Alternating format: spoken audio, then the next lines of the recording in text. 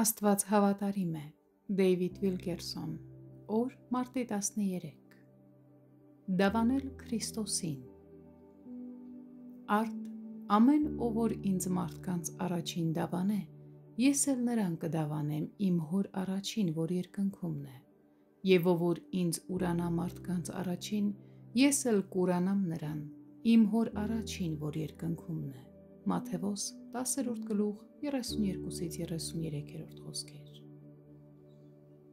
Տեր Հիսուսը խոսում է իր հետ ունեցած համաձայնության մասին։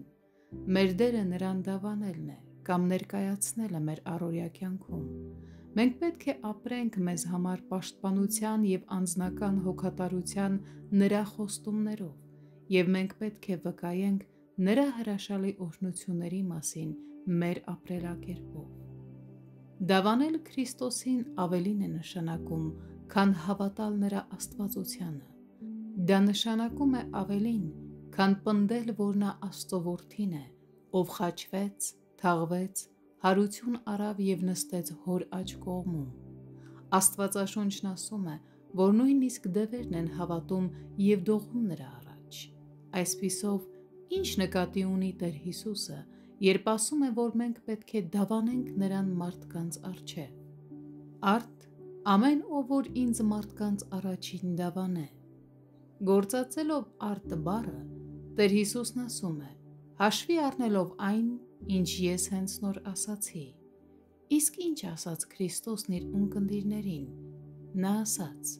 չէ՞ որ երկու ճնճղուկ մեկ դանկի են ծախվում, եւ նրանցից մեկը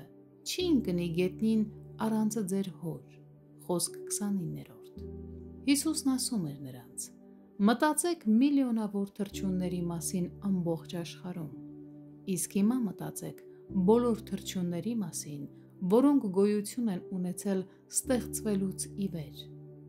Ոչ մի թռչուն չի մահացել կամ թակարդ ընկել առանց ձեր երկնային հոր իմացության։ Ապա նա մատնանշեց. իսկ ձեր գլխի ամեն մազերն էլ համարված են։ Խոսք 30-րդ։ Քրիստոսն այդպիսով ընդգծեց, որ Աստված այնքան մեծ է, որ նույնիսկ չես կարող հասկանալ նրան։ Եզրափակելով Տեր Հիսուսն ասաց. ուրեմն մի վախենաք, դուք շատ ճնճղուկներից ավելի լավ եք։ Նա ասում է. մտածեք այն մասին, ինչ ես հենց նոր բացահայտեցի ձեզ։ Դուք պետք է դավանեք այս ճշմարտությունը ողջ աշխարհին,